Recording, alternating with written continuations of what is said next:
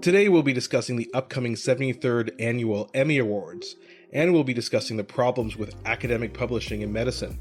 This is Doctor versus Comedian.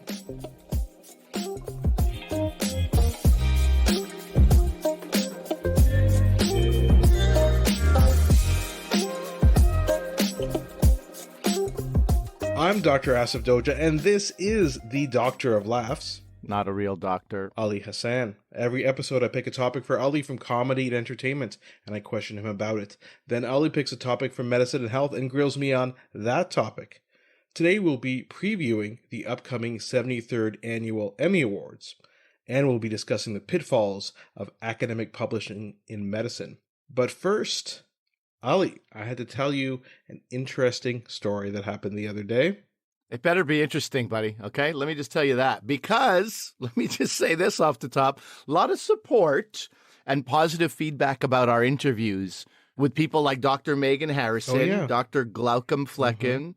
Who else was there? There's Jen people we've been Gunter, chatting. Dr. Jen Gunter. Yeah. I get the feeling sometimes that people are like, hey, I love the show, especially when these two ding-dongs aren't talking to each other. That may or may not be true. Either way, we've set a strong precedent with fun interviews, so you better have some good banter here, buddy. Well, what is it? Okay, listen, it's actually kind of controversial. So we're the subject of a copyright claim, if you can believe it. The lawyers are involved. I can't. They're not. There's no lawyers involved. So listen, okay. So this is the way it... My blood pressure, I can't take it. This is what happened. So we talk about this at the end of the show, where we post our stuff on all the different podcast apps, Spotify, Apple Podcasts, etc. We're on every single one that you can possibly get, but we're also on YouTube. So you can listen to our podcast on YouTube. There's no video, just the audio, but some people choose to do that, a handful of people.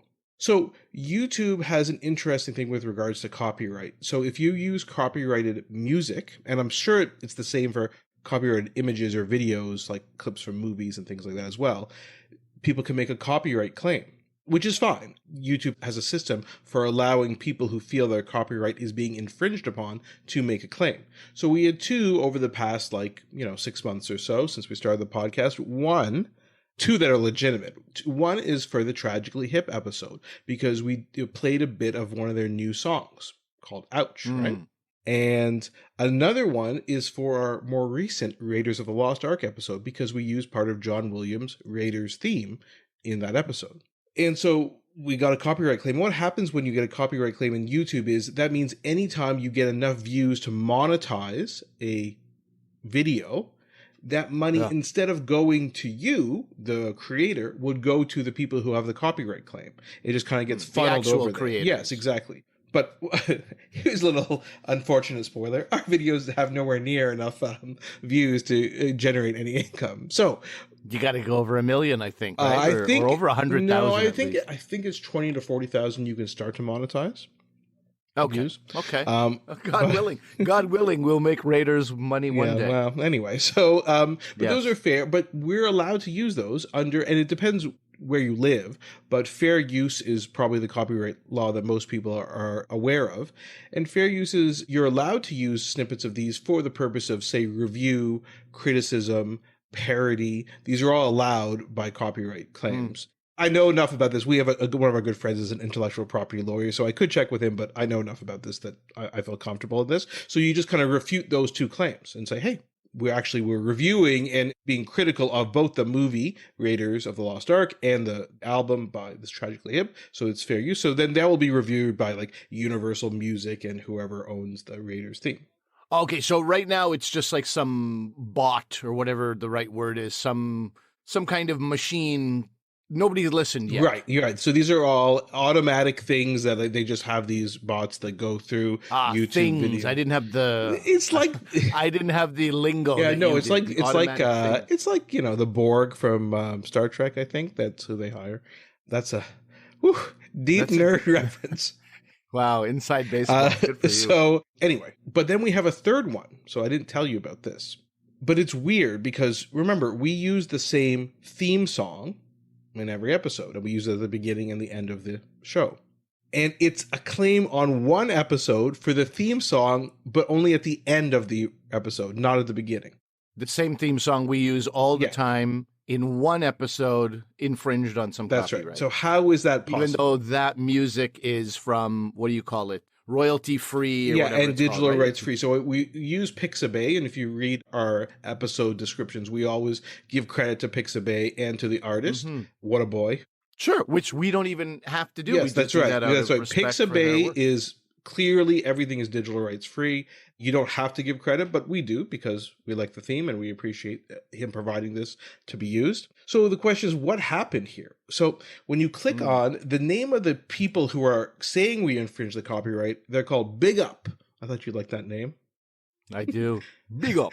Okay. So Big Up is a company in Asia. Didn't see that. They are, and I tried to go to the website, but it's all in Japanese. And then I was trying to figure out, how are they claiming this? So I'm pretty sure what happens if you go on Reddit, they have Reddit is the source of the real truth in this world. So you find out what Reddit says. They're like, these are also bots. So these companies just make these fake copyright claims. And if you don't notice, because you don't get an email or anything like that saying there's a copyright claim, it's just you have to kind of look to your channel and find out what's going on. Oh, there's a restriction on this episode, and you kind of have to find what's going on. So I think a lot of these companies just put these copyright claims out, hoping that, and then they can't prove, right? What's side going hustle. on, and then they're just going to start making money. Yeah, I'm sure they do this to lots of videos. So that's what I think is going on with this. Because I said, this is clearly this guy's creation. He put it on Pixabay for everyone to be able to use if they want.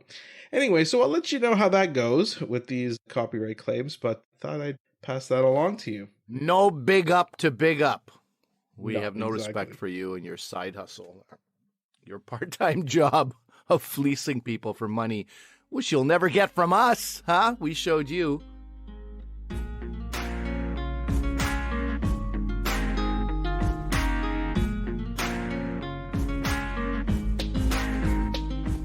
So, Ali, the Emmy Awards, which are, for those of you who don't know, the television awards, they're coming up this Sunday, September 19th. So I thought it would be fun. We did this for the Oscars. I thought we'd go through some of the categories and get your thoughts on who you think would win. I can chime in as well.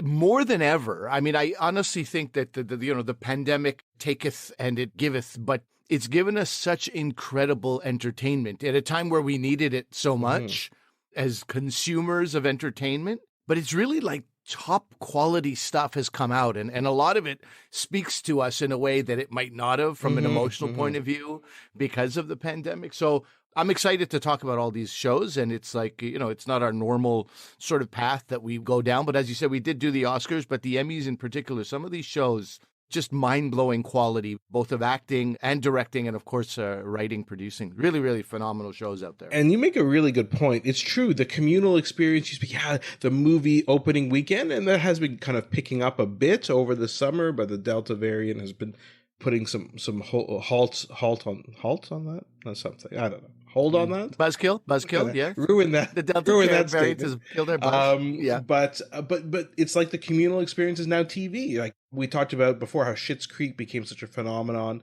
last summer because people were at home. They're stuck at home. What's this show? Oh, it's a feel-good show that everybody's talking about. Okay, let's watch it. And then it became such a huge hit. Queen's Gambit, again, for that period of time it came out, everybody's talking about Queen's Gambit. So it's like the new thing, and I agree with you. The quality, I don't understand how they can just do this. There's so many shows. They're so well written. I don't know how this is possible. It feels like there has to be a bubble that's going to burst or a tipping point at some point, but I don't know. For now, it's great. And side note, great news for Canada, because we take great pains, and I say that as somebody who's on a set right now, we take great pains in really, really protecting ourselves and everybody around us as we work. So I think there is a fair amount of work coming to Canada. It might have been, stuff that might have been filmed in the U.S. normally is coming up north. And so. you're on a new show. We'll talk about that in a couple months as we get a bit closer to the release date. But it's with some familiar faces that you guys probably know from other sitcoms. So more to come. Yes, exactly. Okay, yes. So should we get into this? Okay, so we're going to start with a limited series or movie. We're not going to have time to go through all of it, obviously. We still got to talk about academic publishing and other sexy stuff in your world, Asif. But I did want to go through maybe a shout out for outstanding supporting actor and outstanding supporting actress in a limited series or movie. In the actor category, 3 of the actors are from Hamilton. One is from The Queen's Gambit, Mayor of Easttown, and then I May Destroy You. So it's just worth mentioning. If you haven't watched those shows, they are all fun. I haven't watched Hamilton because I saw Hamilton on stage, and I'm like, oh, I'm so concerned that it'll somehow taint that amazing production that I saw on stage. And in the Outstanding Supporting Actress, there's one more show that's in there that's not in the actor category, and that is Catherine Hahn is the supporting actress, and from WandaVision, and you're a huge fan of WandaVision. I love WandaVision, and Catherine Hahn is like the linchpin of that show. I think people who've watched it know, and I won't spoil it for people, but there's a popular song that's in the show that became popular on social media, kind of revealing exactly what her character is all about. Catherine Hahn, I mean, she's always been a great actress, great comedic actress. This is a bit more drama for her, but she still has some funny roles, so she's great. So shout out to her. Okay, now lead actor and lead actresses in a limited series or movie. These are some shows I'm not familiar. So you're going to fill me in on some of these, I'm sure, Asif. Now, Paul Bettany in WandaVision, Hugh Grant in The Undoing, and man, we wanted to watch that. I don't know what happened. That was on our list, and we never watched this. I do like Hugh Grant in a serious role. I got to say, he's the right amount of creepy. And then Ewan McGregor, one of my favorite actors, literally one of my top 12 actors of ever, is that a series or a movie? Halston, I don't even know it. Limited series. Lin-Manuel Miranda for Hamilton and Leslie Odom Jr. for Hamilton. So I guess I got to see Hamilton. I think that's the lesson there. What are your thoughts on who's going to win in Outstanding Lead Actor here? Yeah, I mean, it's hard to argue against Lin-Manuel Miranda, but it's a weird thing, right? This was filmed at the end of this original cast theatrical run of Hamilton. It's several years old. I'm not sure, I don't know. I'm not sure I would go with that. He may certainly win because he's great, but I think it's going to be Paul Bettany in WandaVision. That'd be my guess. I think he's great, portrays this android WandaVision, and him trying to figure out what's going on through the course of the show is kind of the viewer stand-in for that. So I'm going to say Paul Bettany. Okay. Outstanding lead actress in a limited series or movie, you have Kate Winslet for Mayor of Easttown, Michaela Cole, I May Destroy You, Anya Taylor-Joy for The Queen's Gambit, Elizabeth Olsen for WandaVision, and Cynthia Erivo in a show called Genius Aretha, which is also on my list of shows to see. What are your thoughts on this? Tough one. Michaela Cole, so many rave reviews for I May Destroy You.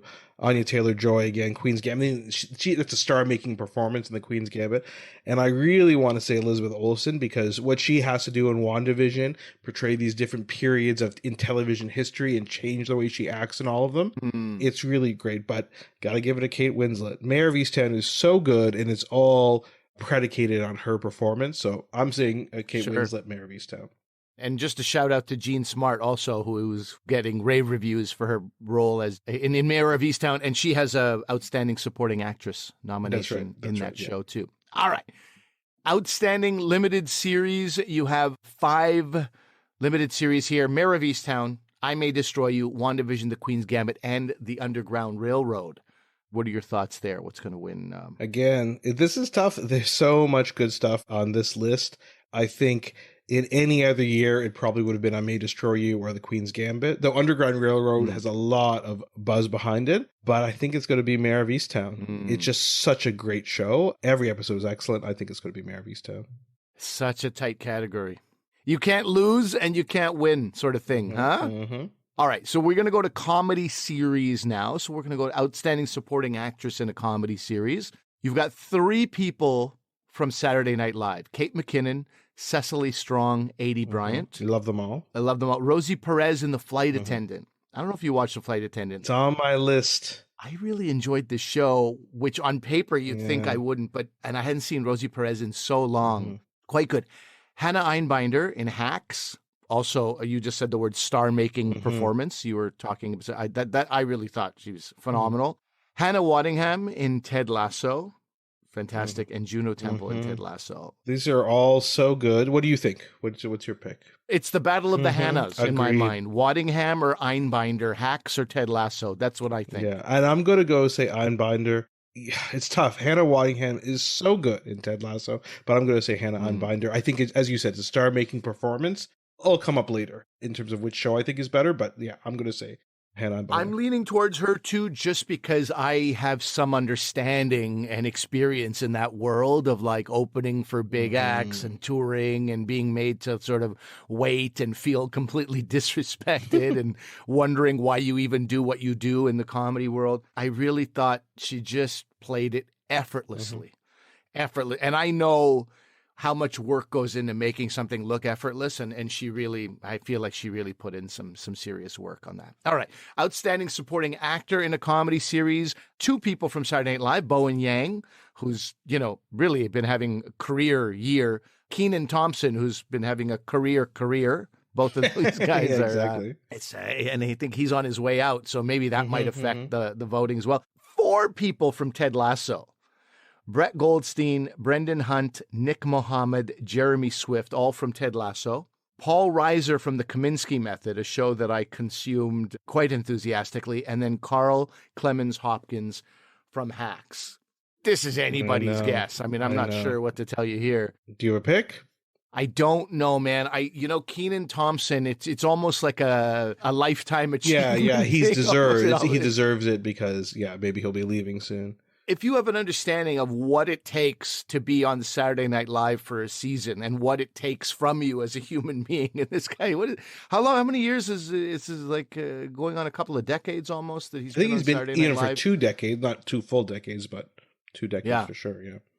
Going on. Yeah. So I'm leaning towards Kenan Thompson, even though everybody in Ted Lasso is quite phenomenal. Yeah. I mean, Ted Lasso, I think they're all so good. I think Brett Goldstein, who plays Roy, he's so deadpan, and I mean, he's such a great character. I think he may be going up, but I'm going to say Bowen Yang. I think Bowen Yang had a breakout year, and it just one sketch is his breakout, and it's him playing like the iceberg that the Titanic hit. If you've seen that on Weekend Update, just look that up on YouTube. It just shows his comedic genius in that one little bit. So I'm going to say Bowen Yang. Okay. We're going to move into comedy series now, lead actors and lead actresses. So outstanding lead actress in a comedy series. You have Adie Bryant in Shrill, Jean Smart in Hacks, Allison Janney in Mom, Kaylee Cuoco in The Flight Attendant, and Tracy Ellis Ross in Blackish. My feeling is this is between Tracy Ellis Ross and Jean Smart. But I do think Jean Smart, having been out of the public eye for some time or out of the spotlight for some time and coming and giving such a huge grand performance. I don't know. I'm leaning towards Jean Smart in Hacks. Yeah, me too. I think, and it's also to kind of award her. I think we talked about this before when we talked about Hacks a couple months ago. She's been in Hacks. She's been in Mayor of Easttown. She was in Watchmen. These are amazing performances. You believe her completely as this kind of aging comedian. So Tracy Ellis Ross, again, she is with a look, with just one look, she can make you break out in laughter. So she's great. But I agree with you, Jean Smart. Outstanding lead actor in a comedy series. You have Jason Sudeikis in Ted Lasso, obviously. Anthony Anderson in Blackish, Michael Douglas in The Kaminsky Method, William H. Macy in Shameless, and Kenan Thompson in Kenan. Not in Saturday Night Live. There's a show called Kenan. You didn't know that? Yeah. So this is his show. Is also on NBC. It comes on after Young Rock, the show about The Rock. I watched the pilot for Kenan. I mean, it's an interesting thing because it's a guy who's a single dad trying to raise his kids after the death of his wife. And they try and make it a bit more complicated. Like his emotions is not just comedy. It's him kind of suppressing some of these feelings about his wife's passing.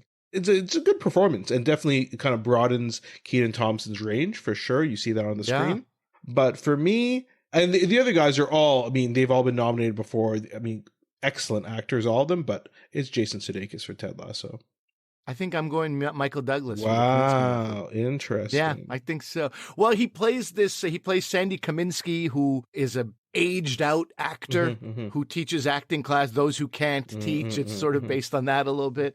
I don't know. A lot of really great performances. Again, because of his experience, he makes it look like it's just no big deal. It's I don't even know how difficult he would have found this role, to be quite honest, but he makes it look easy and very, very convincing. And Jason Sudeikis is a very close second for me. But if it went to Michael Douglas, I wouldn't be surprised at all. All right, we're going to move on to drama. Drama for Your Mama. Outstanding supporting actresses in a drama series are as follows. 3 from The Crown, 4 from Handmaid's Tale. So Gillian Anderson, Helena Bonham Carter, Emerald Fennell, all from The Crown. Ann Dowd, Yvonne Strahovski, Samira Wiley, and Madeline Brewer, all from The Handmaid's Tale. Anjanou Ellis from Lovecraft Country. Mm-hmm. How do you decide this? How does this even... Yeah, it's a tough one. I think The Crown is such a phenomenon. I think it's going to be someone from The Crown. If you just guess The Crown or Handmaid's Tale, you're probably correct in this. I think it's going to be Gillian Anderson, who plays Margaret Thatcher. I think it's going to be. But Anjanou Ellis from Lovecraft Country, I watched all of Lovecraft Country. We could talk about it in a little bit. But there's one episode where her character evolves in such a crazy way. She's the dark horse in this. She might win it. By the way, is it Anjanou or Anjané? Because I've said one and you said the other. I don't know, but I'm stupid. And everybody who listens to this podcast knows I cannot pronounce people's names properly. So I am most likely wrong. Yes. Okay, perfect. Then for Outstanding Supporting Actor in a Drama Series, I'm going to go from bottom to top in this case, although people can't see my list. But, this will make sense in a moment. Chris Sullivan for This Is Us, Giancarlo Esposito for The Mandalorian, Tobias Menzies, Tobias, it's not Tobias, for God's sake. Tobias Menzies for The Crown, John Lithgow, Perry Mason, Oti Fagbeni for The Handmaid's Tale, Max Minghella for The Handmaid's Tale, Bradley Whitford for The Handmaid's Tale, and finally, the recently dearly departed Michael K. Williams for Lovecraft Country. I'm still not fully,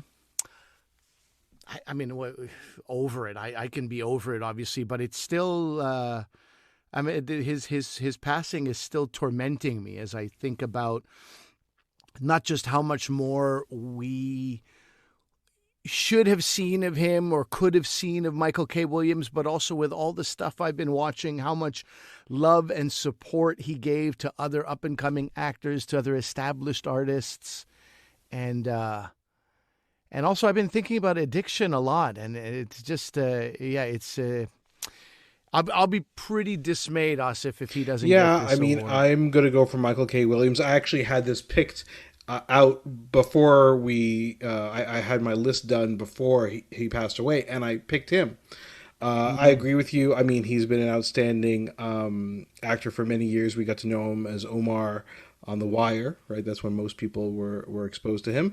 And then he's excellent in Lovecraft Country. I won't go into too many spoilers in case people want to watch the show, but it plays a very different character, not quite what you'd expect. He is the prototypical or stereotypical deadbeat dad, but why he did that and his personal demons will come out if you would decide to watch the show. So honestly, like I had this pick beforehand. I hope the Academy of Television Arts and Sciences recognizes this. Of course, the voting of this would have occurred before he passed away, but I think he totally deserves it. So yeah, I'm saying Michael K. Williams as well. Rig it. Somebody rig it. Fix it. Spoil it. Do something. If it wasn't Michael K. Williams, make it Michael K. Williams. Outstanding lead actress in a drama series. You have Emma Corrin for The Crown and Olivia Colman for The Crown. You have Uzo Aduba for In Treatment, Elizabeth Moss for The Handmaid's Tale, Journey Smollett for Lovecraft Country, and MJ Rodriguez for Pose. I got to watch a little bit of In Treatment before. So I've seen the original In Treatment from a number of years ago. With Gabriel Byrne, Gabriel Byrne, exactly. I really enjoyed that. And I got to watch a little bit of this before interviewing Uzo. So I am definitely biased because chatting with her on Q on CBC Radio was a great chat. And I found her to be a wonderful person in talking to her, and I really liked her performance, and I think, I'm going to lean towards Uzo. Very biased. Yeah, listen, this is who we want to win, right? It's not necessarily who we think will win or whatever, and so I'm going to go with Journey Smollett. I think she is, again, like, I'll get into talking about Love Country a bit maybe now. So this show is very interesting. It takes place back when there was still segregation in the U.S., but it's a science fiction take on it, and every episode crazy stuff happens. It's told in kind of a very episodic format. It's not one continuous plot for the whole thing, but the episodes sort of tie into each other. And essentially, she has to portray so many emotions in a given scene. I was really impressed. She came to my attention when she was in Birds of Prey earlier on in 2020. She played Black Canary. She is such a great actress. I'm going to say Journey Smollett. Okay. Next up, outstanding lead actor in a drama series, Regé-Jean Page for Bridgerton, Sterling K. Brown for This Is Us, Billy Porter for Pose, Jonathan Majors for Lovecraft Country, Matthew Rhys for Perry Mason, and Josh O'Connor for The Crown. My vote would be for Sterling K. Brown.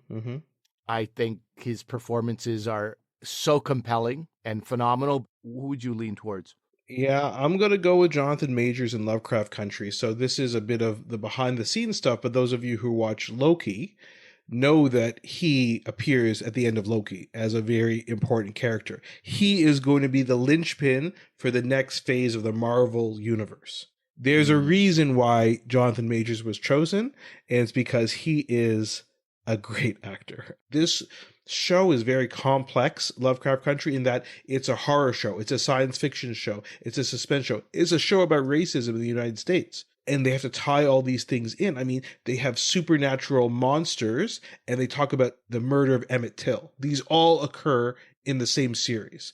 And how do you do that? And how do you get into that space as an actor? I think Jonathan Majors was on people's radar. He was into Five Bloods. But after this, I think you'll just see him in everything now. He's heard it here first, but obviously other people have said this. He's the next Denzel Washington, for sure. Wow. Yep. Wow. Okay. I heard it here first. Well, there you go. 2 categories left, outstanding comedy series and outstanding drama series. So for comedy, Blackish, Cobra Kai, Pen 15, Emily in Paris. What? Hacks, Ted Lasso, The Flight Attendant, and The Comiskey Method. Harsh. I go Hacks or Ted Lasso. I'm not unhappy if either of them take it. You have to choose. Ted Lasso. Ted Lasso, only because it had a broader impact on society at large and really shaped conversation. Hacks, I feel, might have. It just wasn't as broadly viewed and watched. So I'm going Ted Lasso. Yeah, it's a tough. I mean, these are really good. Cobra Kai came back this season. The season 2 was garbage, but the season was good. Pen 15, I haven't seen, but everybody says it's such a great show. I feel bad I haven't seen that. And Emily in Paris, you've seen that. I haven't seen it, but it seems a bit airless. Hey man, we enjoyed it. We enjoyed it for what it was, but the what it was is an important part of it. And what it was not Emmy Award winning, in my opinion. Right. Fair enough.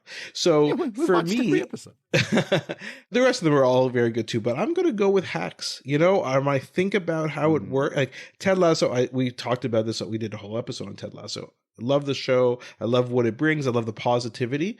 But in my opinion, Hacks is just a better show. It has a clear arc for all the characters. Yeah, I don't know. I'm going to say Hacks. I can't believe I'm saying that, but I'm saying it. Hacks is a better show. Outstanding drama series is where we end The Boys, Bridgerton, The Crown, The Mandalorian, Lovecraft Country, Pose, The Handmaid's Tale, and This Is Us. From my perspective, I wouldn't be unhappy Lovecraft Country or The Boys. It's probably going to go to The Crown, but my vote would be for The Boys. Yeah, okay, so I did the same as you. I'm almost for sure will go to The Crown, but Lovecraft Country, the last thing about that show is it was canceled. It's not going to be on anymore. It was supposed to be an ongoing series, and HBO elected to not pick it up. And then it ends up with a ton of awards. Again, we went through all these categories and how many people are from Lovecraft Country. It's definitely not a perfect show by any stretch of the imagination, but just the effort that was put into that, and they swung for the fences. And sometimes you do that and you don't hit a home run. They gave their all in that show. All the actors, the writers, the director, the showrunner, they all gave their all. So I kind of want to say Lovecraft Country, but in terms of which of these shows I actually enjoyed the most, it's either The Boys or Mandalorian. I'm going to go with The Boys because it's just such a out there show. So I'm going to say that's who I want to win, but The Crown will win. Yeah. All right. And that's it for that. We'll see after Sunday who was more correct, me or Ali? Probably me. Probably. Sunday, September 19th are the Emmys. We'll check back after that.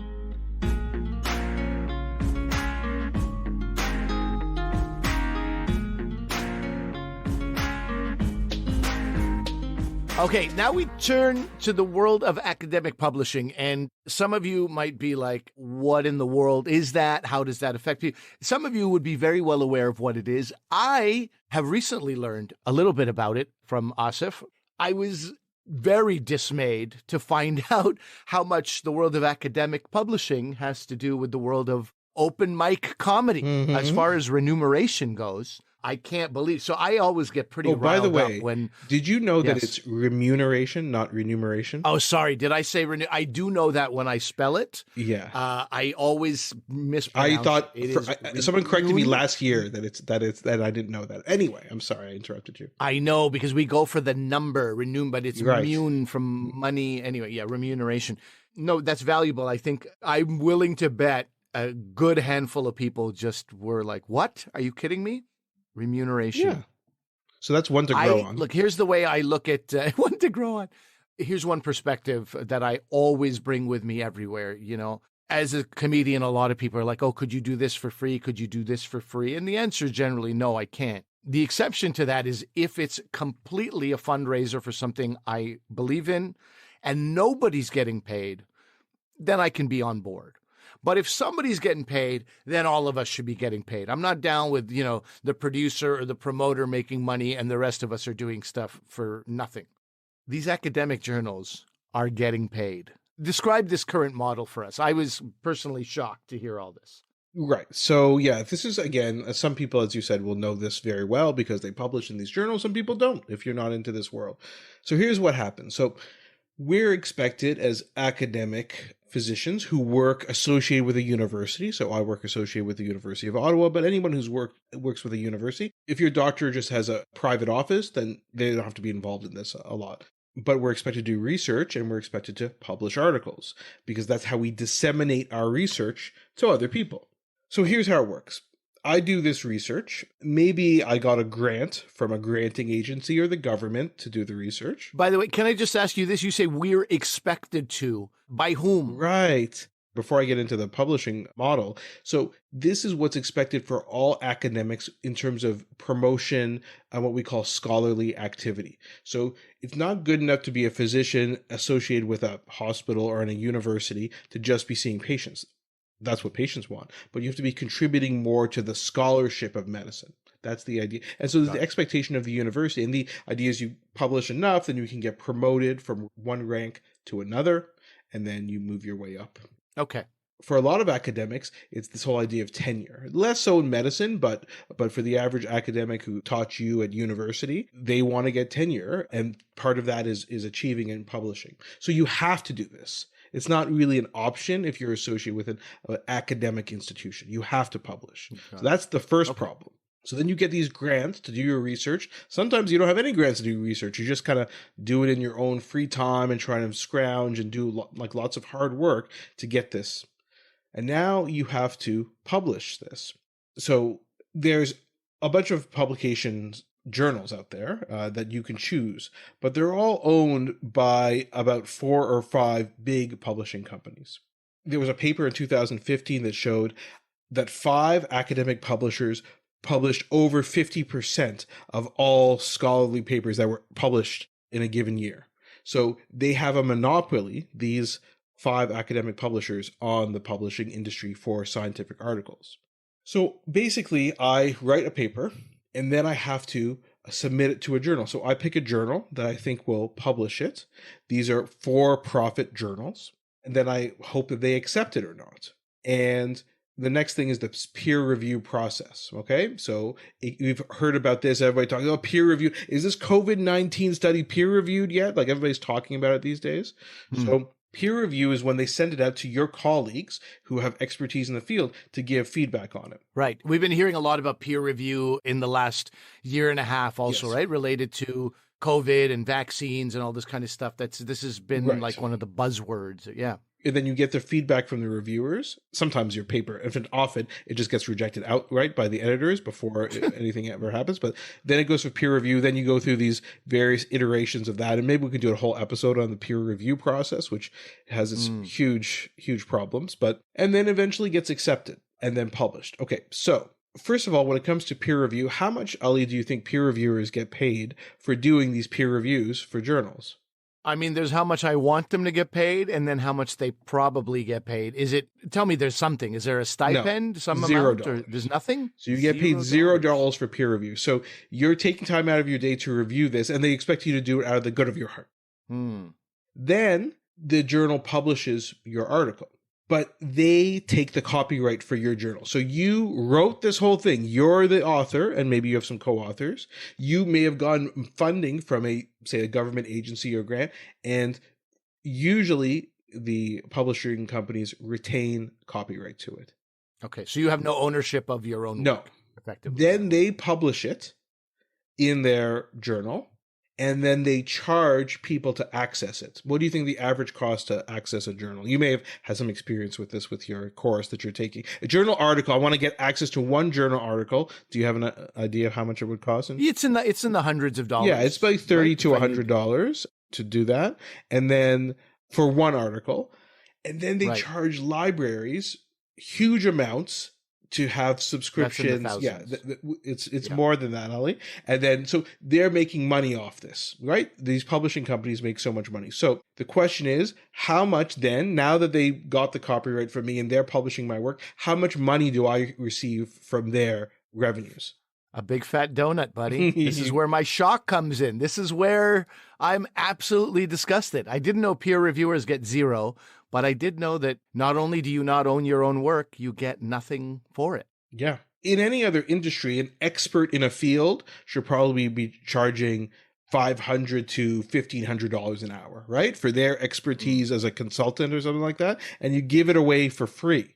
We're gifting our time and our intellectual property for other people who then charge. Then you know what happens? They charge my own institution, and the amount they charge is estimating on, depending on the institution, academic libraries pay $350,000 to $9 million a year in subscription fees for these journals. God. Then they charge my own university. And so I can't even access my journal without them paying these exorbitant fees. My own research that I put all this time into. I can't imagine you're the only academic / physician who is irritated by this. Is there some kind of a growing movement, to topple these big dogs? Yeah, there is. There was this years ago in the early part, around 2012, there was the academic spring where they kind of likened to the Arab Spring. The academics are going to rise up. That didn't really pan out with regards to people putting their foot down. Then there's this whole idea about, in Europe, they're trying to make it so every publication has to be open access. So have you heard about open access at all? I've heard the term. Yeah. I've heard the term. So open access is a different method. And so what they say is, okay, this is what publishers are saying. We understand you guys have a problem with our current model. So here's a new model. We let you retain the copyright, but we charge you an article processing charge because, we're publishing this.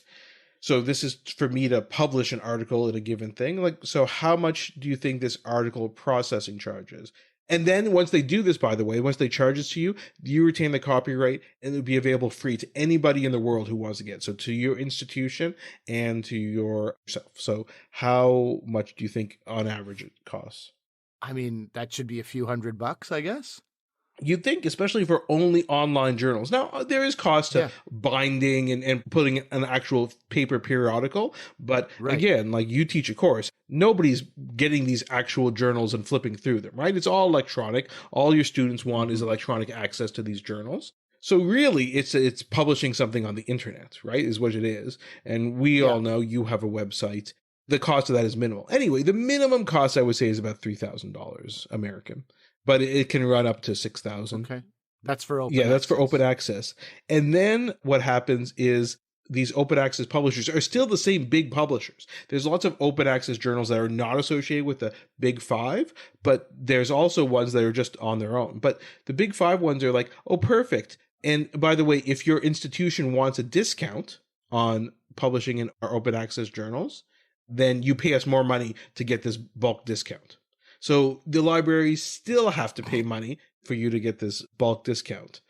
So this is the current model of academic publishing. I do want to ask what happened to the academic spring, and is there a hope that something similar will come back and you guys will be able to stand up to publishers? Yeah, I'm hoping, and I think that's what basically has to happen. So there's a couple things. The biggest one is what's called Sci-Hub. I don't know if you've heard of Sci-Hub, but I guarantee your students have heard of Sci-Hub. So it's basically a shadow library that provides free access to millions of research papers and to books, and basically ignores copyright. It was founded by this scientist, Alexandra Albakian, in 2011. She's from Kazakhstan. And essentially, she had done some training in the US. And when she went back to Kazakhstan, she realized that, a lot of these institutions, if you're not in a first world country, the institutions can't afford this.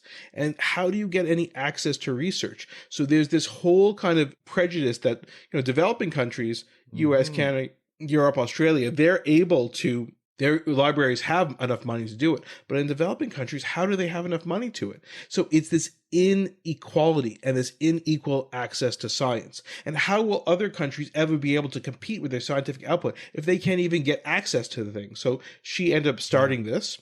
It's interesting how it works. So basically you go to the website and you kind of type in, I'm looking for this particular journal and this particular article, and it queries it. Sometimes they have it in their repository. If not, they go get it. They go behind the paywall of these big publishers, and then they take it, and then you download it. I love it. I love it. Yeah, how they get behind the paywall is not quite clear. It sounds like people who have a subscription sometimes email Sci-Hub and say, I'm going to do this. But of course, you know what happened. And Sci-Hub was charged with the publisher's legal teams. And there's been takedowns in various places. It still exists. It's just harder to find. El Backend is considered like this kind of like revolutionary in academic publishing. Yeah. And they said this is giving academic publishers their Napster moment. That's what a lot of people have said. And remember, Napster failed in the end, but it changed the way we listen to music.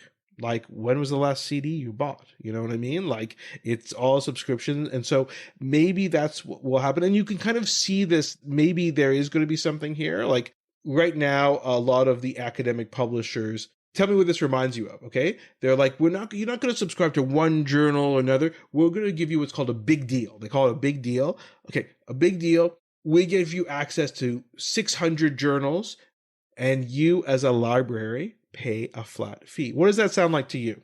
Well, it sounds like two things. Number one, I'm getting a little bit of a Columbia House Records vibe, but also it sounds like when you want to watch just let's say the Food Network and the Sports Network, but they go, no, you have to pay for all for these your things, cable like package. But you're giving me stuff I don't and want. And you know that people younger than us are like, why do you have cable? Like, just stream everything. Yeah. Or more likely, stream everything illegally, right? So they're going to find ways around this, and that's what you're seeing with Sci-Hub. And this is a problem. This is what's called, so libraries have been really stretched. Libraries, academic libraries. And again, this seems like, talking about libraries, how boring. But listen, libraries are the gatekeepers for academic institutions and access to science, right? That's why people make a big deal about these preprints that are available to everybody to read, right? You don't want to have things held behind the ivory tower. But it's strange what's happened, right?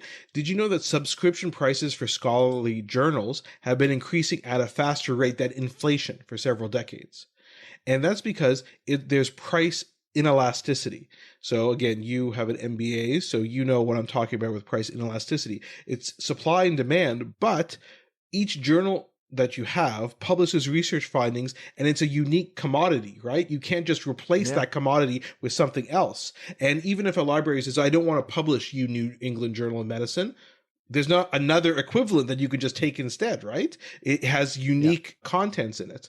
So it's a monopoly. And there's a smaller and smaller number of publishers. Elsevier, who's one of the biggest publishers, every year you hear them, okay, let's acquire this small publishing company, let's acquire this one. And they keep trying to turn into a monolith. And at the same time, there's decreased funds for universities, especially in universities that are publicly funded, which in Canada is the majority of them. But certainly, obviously, many of the state schools in the US are also publicly funded. And so you have this kind of crunch. Your question kind of is like, what happened to the academic spring? That was almost 10 years ago. So not much has kind of happened to that. But I think Sci-Hub is one aspect of it. That's at the back end. Once the articles are published, how do we do? But it's going to take researchers standing up to it, and it's going to take granting agencies standing up to it, and basically saying, right now, most granting agencies say it needs to be open access. But then they're still paying that money, these exorbitant fees for open access, when in fact, it doesn't cost that much, right? It's like the food that you get at the airport, right? This clearly does not cost this amount. It's like wine being marked up at a restaurant, right? We know it doesn't cost this much. Why are you charging this much? So I think it's granting agencies and academics. And if all academics just said, sorry, New England Journal of Medicine, sorry, Lancet, sorry, Nature, we don't like your practices, we're going to publish in these very cheap open access journals. Those are coming up in different fields, not just in medicine, but in different fields. One in medicine, I'll just give it a shout out to them, is called Curious. It's spelled Cureus. And for certain articles, they charge no processing fee. And again, they publish on the internet. They publish good quality articles. They have peer review. They do all these things. The cost is zero for certain articles. And that's what it should move to. I think people just have to demand that's what they want. All right. I look forward to another Arab uprising in the publishing world. God knows you need it. I mean, I really can't believe how much it's similar to stand-up comedy, where you like lend your skill and talent and expertise to various events, and they're like, "Yep, here's $25." And you're like, "What?" But you made like $1,000 tonight. Nah, but it's always been $25. So why'd you? Yeah, it's always been It's been 20 years. It's something, whatever, openers getting paid this much. Anyway, none of it makes any sense, man. Listen, to all my fellow academics, you know what I say? Fight the power. Fight the power. Good stuff. All right. You're a revolutionary yourself, Asif, in a small way. Maybe you might light a fire under some of your colleagues who listen to this show.